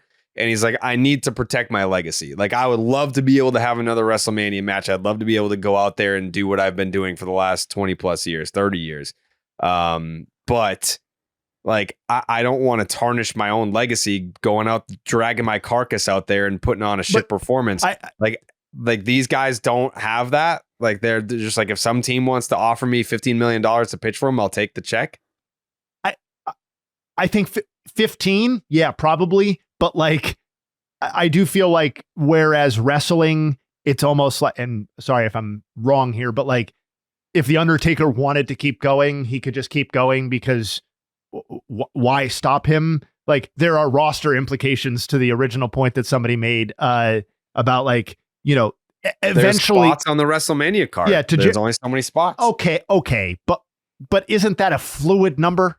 Yeah, like, no, it's actually even less now. Like, now they're doing like 5 matches a card. So, and like those matches are massive payday. Like, if you're saying, okay, like, so you don't want to take a spot away from like a young player, it's like Undertaker is like taking away a WrestleMania spot from like a kid that's worked 300 dates that year, and it's like, well, you don't get to be on WrestleMania because Undertaker came back again. But not even, off pretty fucking ignorant right now, Jay. Hey, but not even like don't want to take away a spot, but like that eventually, Jared, you made the point. The Dodgers roster is going to force them to a point where they're going to have to make a decision on Clayton Kershaw if it's 3 years from now and he still wants to make 4 starts a year, right? Like, that will probably just take care of itself. I just don't think he's going to be that guy. I think the personalities are all like this. Clayton Kershaw would be more than willing and more than okay to have that come to Jesus moment and have that conversation with the brass and Doc behind closed doors and make that decision at a moment in time where it doesn't take away from what the Dodgers are doing. It gives them the freedom. And then I have Justin Verlander saying, the bullpen, I don't even know where I go to the bullpen to warm up before the game.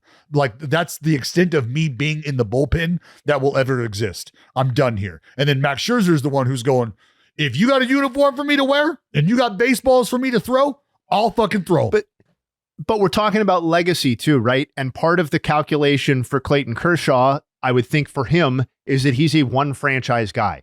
These other two don't have that complication. They don't have that consideration to make. Max Scherzer, part of his legacy, not a hired gun necessarily, but like, and Verlander too, like, but they have pitched for enough teams at this point, particularly late in their career, where like there's no change in legacy by continuing to take a 1-year deal for a team that's going to pay you to do so, right? Like, so I don't know, like that also, like, not that I would think less of Clayton Kershaw if he took a 1-year deal to go pitch for, you know, I know the Rangers are constantly throwing out the Rangers in 2026 because the Dodgers don't have room for him or whatever scenario we're playing out.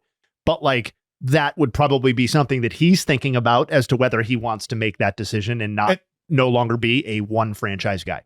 Who, and out of the three, who would you take in a lesser role right now? And you felt this person in this role would be the best option to help me. You want Justin Verlander out of the bullpen? Do you want Max Scherzer out of the bullpen? I'm not even going to throw Clayton Kershaw into that equation. For me, the answer is Scherzer because I've literally seen him do it. I think it's been a long time, but at least I can envision that sort of thing. And I do like, at least I feel like his peak arsenal would have been an intriguing option. And that was a path that could have happened for him for his career. It looked like at one point. So I feel like Scherzer would be the guy that I would roll the dice with, but Jared, I agree. Yeah. I think it's, for me, it's less the experience and more just the mindset of, I feel like there's less of an ego there. I feel like there's more of there's a lot of CC Sabathia and Max Scherzer where it is, I'm going to throw this baseball until my arm rips off of my body.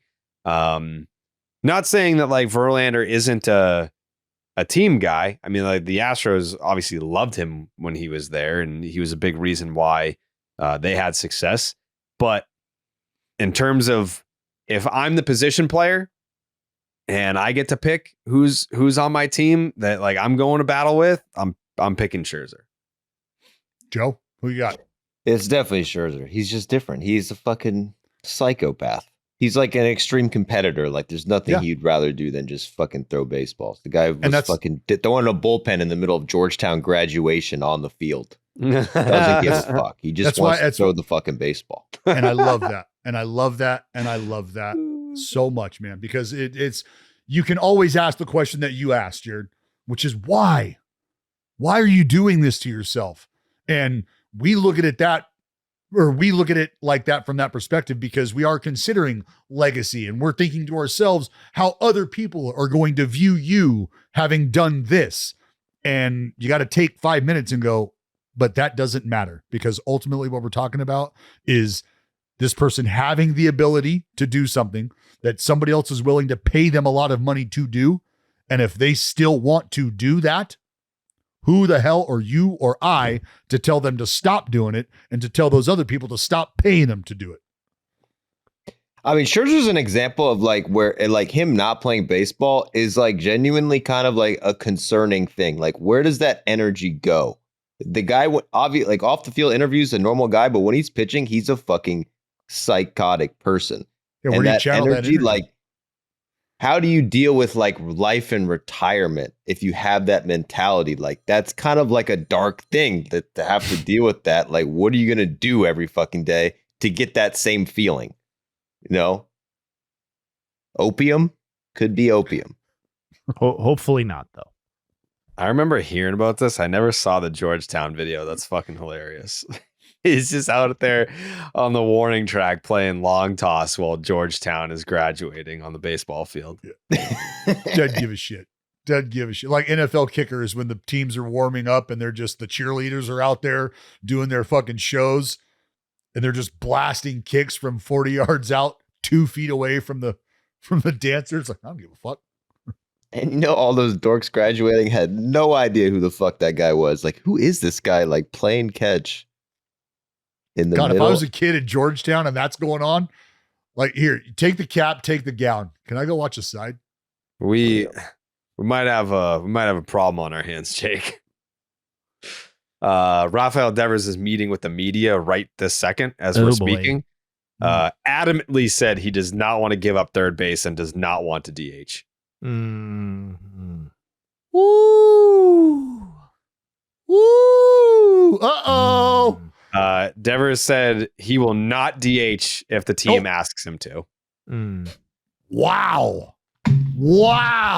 Oh, so now what happens here? What does Alex Bregman step in and say, hey, look, young fella, this is what we need to have happen here. All right.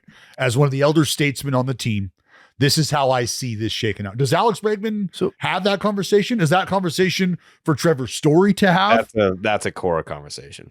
Well, I mean, I was not including the manager because I think we would all understand that that is where that conversation should be coming from and absolutely will be coming from. I am now having fun talking shit here because for the last 5 days, we've been very excited about the prospects of what Alex Bregman brings to the table. This was something that I'm not quite sure all you boys had coming, was the downright vocal and staunch stance that Devers has taken here publicly just within the last few minutes, which is, you want to play third base, beat it, go somewhere else because I play there. And if you'd like me to DH, you're higher than Dallas is because I'm not doing that. So what do you got, boys? Alex Bregman, our second baseman. Next question. Yeah. Anybody? I'm very surprised that he said this so directly because I mean, that's planting a flag right there. That is planting a flag. I will not DH and I'm playing third base. Okay. I was under the impression that he was cool with moving off third for Nolan.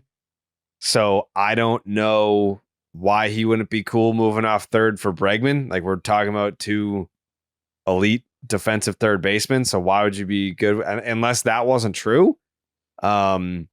Which it seems like he's not fucking leaving. Does it sound like it sounds like it kind of sounds like people really wanted Rafi to be okay with the move before they ever really found out where he was at on the move. Like, if we bring him in here and he sees the writing on the wall, he'll probably want to get with the program, right? Kind of feels like that's maybe what happened. And I'm not saying that there was no communication. I'd like to think that there would be a conversation here when you're starting to talk about bringing in the caliber of player that Alex Bregman is to be moving off the caliber of player that Devers is, the position that he calls home. He would have to be aware of that. I'm also seeing people on Twitter saying the translator is also like taking panicking? some of the he's taking some of the sting out of Devers' responses. Ooh. like what he's translating is not exactly how pointed Devers is in his. That's not good at all, brother. Devers said, DH, you are out of your goddamn mind. And the translator was like, well, the conversations about where he'll hit in the lineup and what role he could serve are definitely fluid at this point. And, Rafi wants to do whatever he can to help the team win. Meanwhile, Devers is going, fuck you, no DH, no fucking DH. Oh, man. That translator is just sweating bullets right now. Sweating bullets. Poor Davison. He's a great guy. Great guy. I love him. But Devers is just sitting there with a hoodie on, with his hood up, just pissed. Dude. Yeah. Like it doesn't bother me. It'll be fine. Wait, let me see if I can run some of this audio. Just to. Oh man. I mean, it's not exactly what you would want, but I don't think. But you know what? Hey, it's workable. I feel like it's workable. Right here. Oh, he's got it. Good. So are you saying if they ask you to DH, you won't do it? No. Well, yes. I play third. So, isn't it their decision though? Like, isn't it the Red Sox decision, or is it a mutual thing, or? ¿Cómo fue? Que si He's like, what the fuck? en final de la decisión. What the fuck is this guy saying? What did Rafi say? Did Rafi say claro? This is the translator. Yeah, let me see. Expand on that. This is it. Good. So are you saying if they ask you to DH, you won't do it? No. Can you expand on that? Like, I play third. So, isn't it their decision though? Like, isn't it the Red Sox decision, or is it a mutual thing, or? ¿Cómo fue? Que sí. ¿Cómo? En final es la decisión. Yeah, I don't know. So are you That's saying- not good. No. Well, so as soon as Castillo asked, isn't that their decision though? Rafi asked like what he said. Rafi asked the translator what Castillo said. Like what is he saying? Is he asking like who's that's what was happening right there. So Yeah. I don't know if we have a response to that question, because I'd love to hear the response. I'd love to hear his answer to that question, like whether or not he believes that's like the Red Sox decision. It's still live. I don't know that I can. Like, Oh, I just my. pulled that clip. Glass half full is that, it opens up the DH spot for Yoshida, right? Yeah, let me try and find No, it. not in the mood for that. Oh, okay. Listen, I play third. So, Alex isn't it Bregman their plays third. decision, though? Like, isn't it the Red Sox decision, or is it a mutual thing, or? ¿Cómo fue? Que sí. En final es la decisión del equipo. Que donde ellos quisieran que tú jugaras. No, es mi decisión. Yo juego It's his tercera base. decision. Yo no puedo Said, no, decir it's por my mi decision. posición. De allá ellos sabrán lo que van a hacer, pero mi posición es tercera base. Yeah, like I said, my position is third base. That's not what he said, Davison. That's not what he said. He said it's my decision. Yes. He said it's my decision. It's mi decision. It's my fucking decision, buddy. Hey, Castillo, pal. Huh? It's my decision. You want to know who's playing third base for the Boston Red Sox? You don't ask Alex Cora. You don't ask John Henry. You ask Devers, the third baseman. Wow.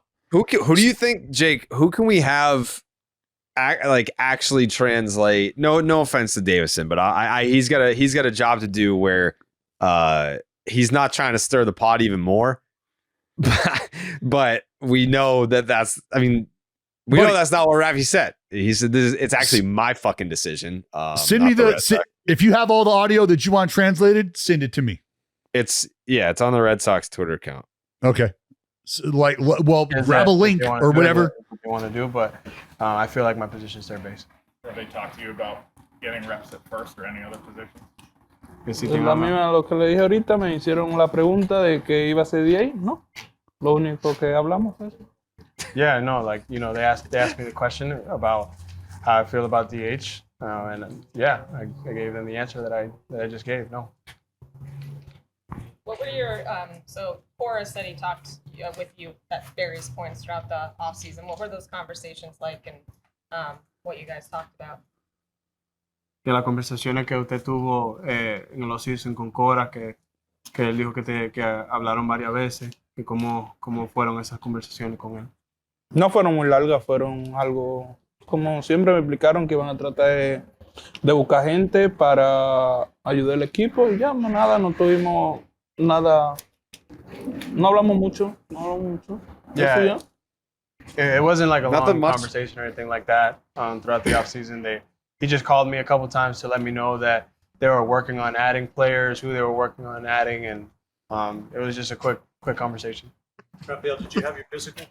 Yeah. That's crazy. Did you see this as well? I just saw a tweet from this guy. Devers said he took his physical and he weighs 240 pounds. Is that bad? I don't know. It sounds like they're calling him fat though. But it's like, I don't know.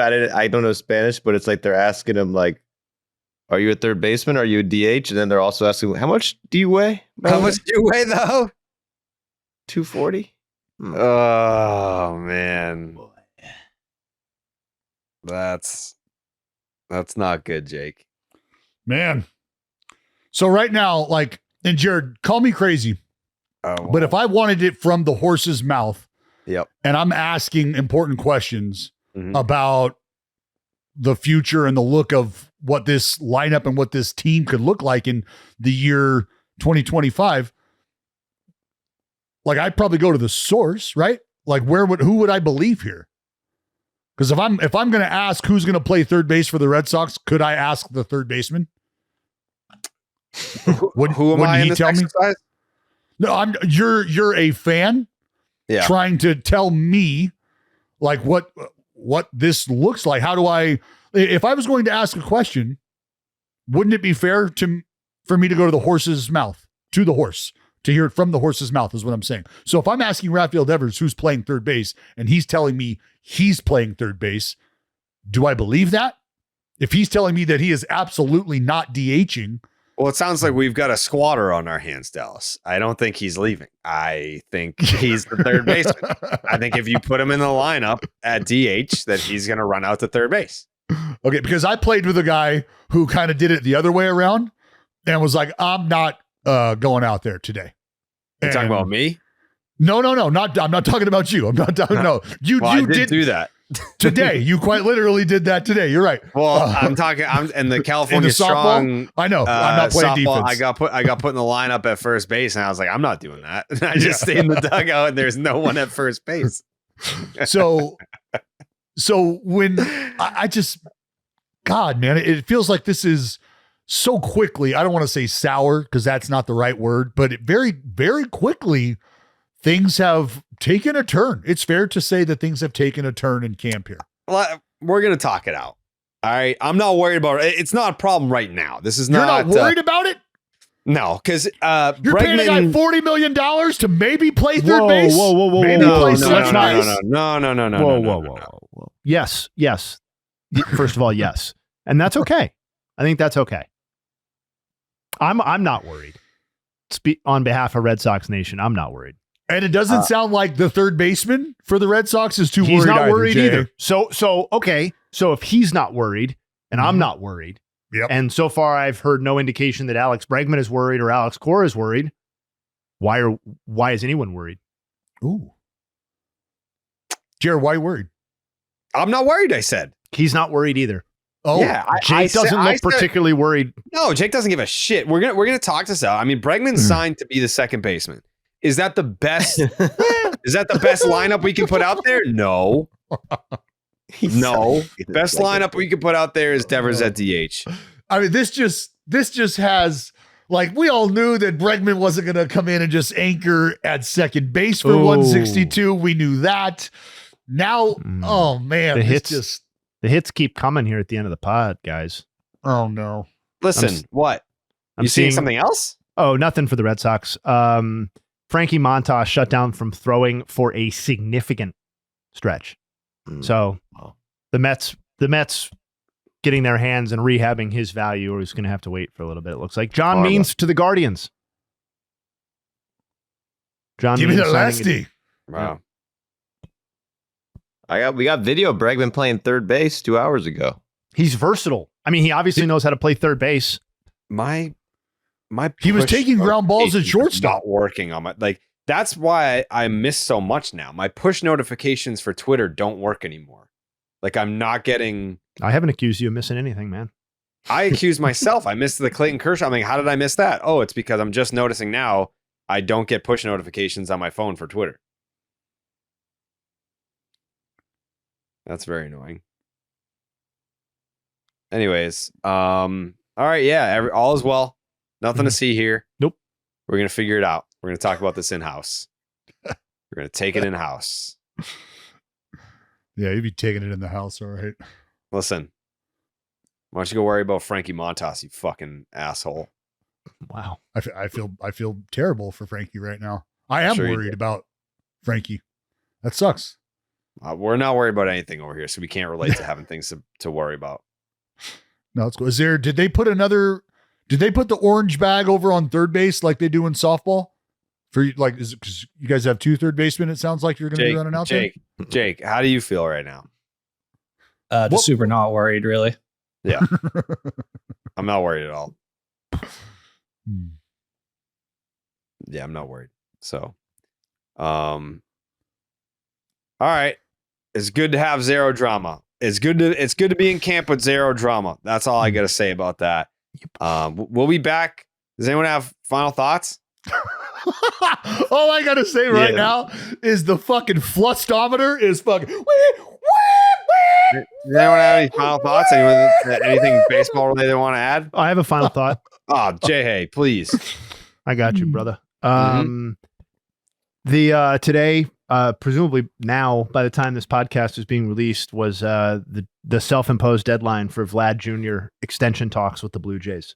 Him reporting, I believe, or it's tomorrow. Tomorrow, as he strolls into the clubhouse. Tuesday morning is the deadline. So, just whether that is actually a deadline or whether they can come to some sort of extension beforehand is something that might not impact the 2025 season, but it could force them to look into a trade if they can't extend him, depending on where they are standings wise as the season goes along. Or if he isn't extended, he is the premier free agent, or one of, with Kyle Tucker coming up here in the next couple of years. Jay, could you imagine? Raffy playing third? What does it have to do with what Jay was just talking about? Vlad playing first. Well, Vlad gets locked up long term. Joe, do you have a final thought? Like, you know what we need to do? We need to solidify. Yeah, final thought, Joe? Something that you want to get off your chest, brother? That would be. I'm just thinking that'd be a 3-headed fucking monster, bro. Yeah, wouldn't that? Vladdy, Breggy, and Devi. Oh, Casas. Fucking weed. Casas can play third. He can play left, I guess. I don't know. We just got a lot of players, man. We got a lot of players on this team. Yeah. Yeah, we got a bunch of players, and everyone's obviously jealous about our roster structure. I don't know why the local Boston media is making all this drama about, Devers and third base, man. You don't hear about the Dodgers, having position problems filling, who's going to get time where. It's just like, look at this amazing depth. Like, how about we treat the Red Sox the same way and stop being, biased? Well, Jay, I would love to. It just sounds like the player's perspective is different. And I don't know if that's a coastal thing. He said he's a third baseman. Spot the lie. Out here in California, maybe they're just a little more laid back. They're like, look, man, we're happy with the whole group here. Like, maybe he meant he's a third baseman until depth galore. He plays DH. And then they go to the East Coast and like, hey, how do you guys feel together? What the fuck you mean together? I'm the third baseman. Okay, well, that's the vibes of the two coasts, man. And I'm sorry that you are soft and can't really handle the vibe that we got going on here in New England. I mean, I live in New England. Lived in New England for like 16 years. I thought you lived in fucking Connecticut. That is New England. Are you fucking serious? Fucking learn a map. Are you for real right now? That is squarely considered part of New England. That's crazy, dude. Not borderline, nothing. This is exactly why the Marines are like, this guy doesn't know regions. You're going to have to go to Stockton Community College, buddy. Marines are New England? I thought you lived in Connecticut.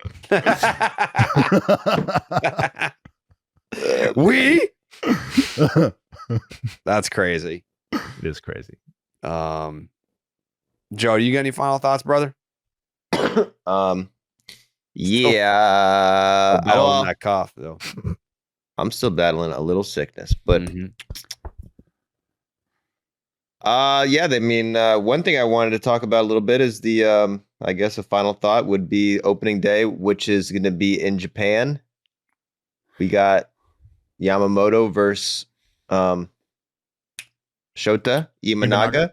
Like, we could just say right now that's going to be the most viewed opening day game of the history of baseball.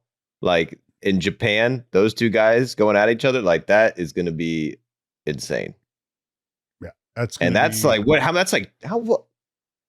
3 weeks? Yeah, and then they're backing it up. Then they're backing it up with Yamamoto. So it's a month away. It's March 18th and 19th. With Roki, you mean Dallas? Well, it's going to be Roki and Yamamoto, right? Yeah, well, I read an article which is interesting. This is actually a kind of interesting. I mean, I read this article about Roki, and like they're kind of being real vague about like how his availability, and which is kind of weird to me because it's like, how was that even a question? You know, like I think the guy's like healthy. Well, shouldn't he start on opening day? I know he's had like velocity issues and stuff, but that right there.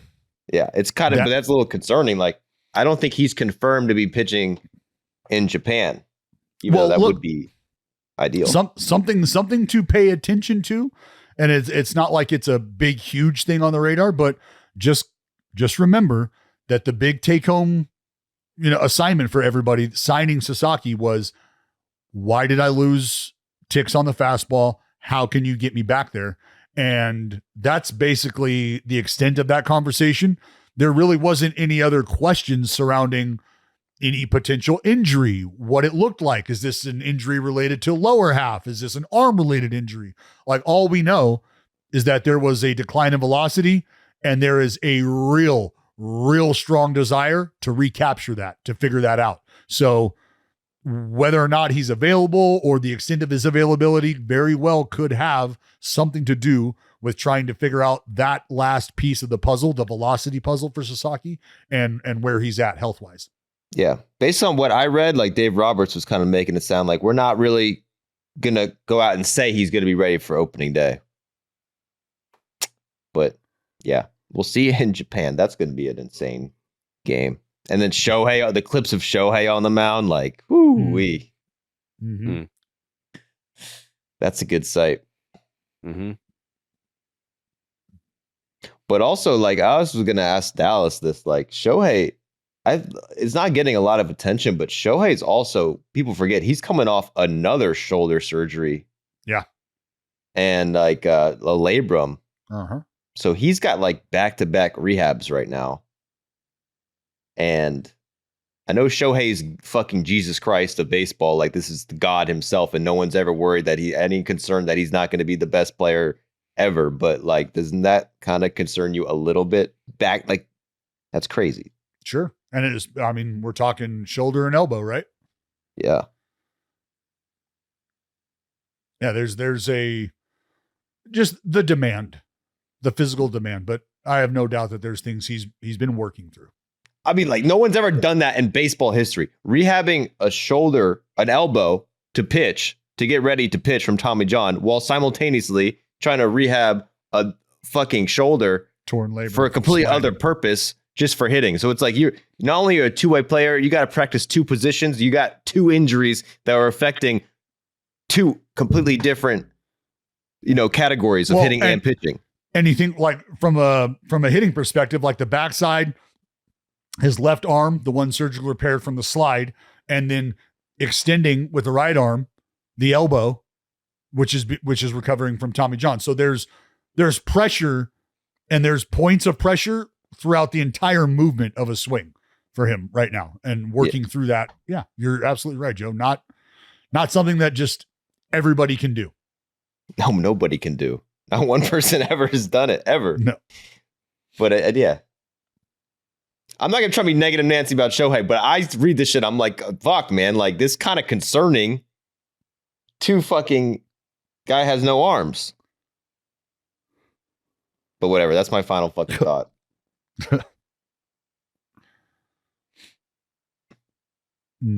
Asked if he'd want it to be traded if the team decides Bregman is at third.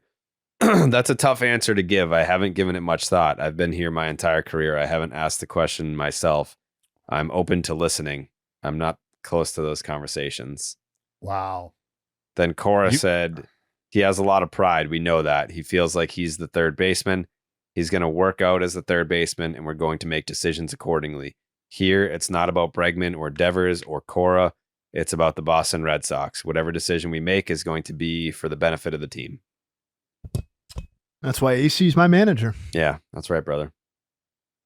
That's goddamn right. Trade him to the Braves, dude. We'll take him and Grissom. Fuck it. Who do you want? Cooler heads are going to prevail here. Yeah, I'm not worried about it. He'll be just fine at DH. Jake's takes? I don't think there's much else to talk about. Let's just wrap this up and we'll see you guys on Wednesday. Yeah, we'll see you guys on Wednesday for more Baseball is Dead, your favorite baseball podcast. Wow, I can't wait. See you guys all there. Very excited for that. Woo, go baseball. We gone.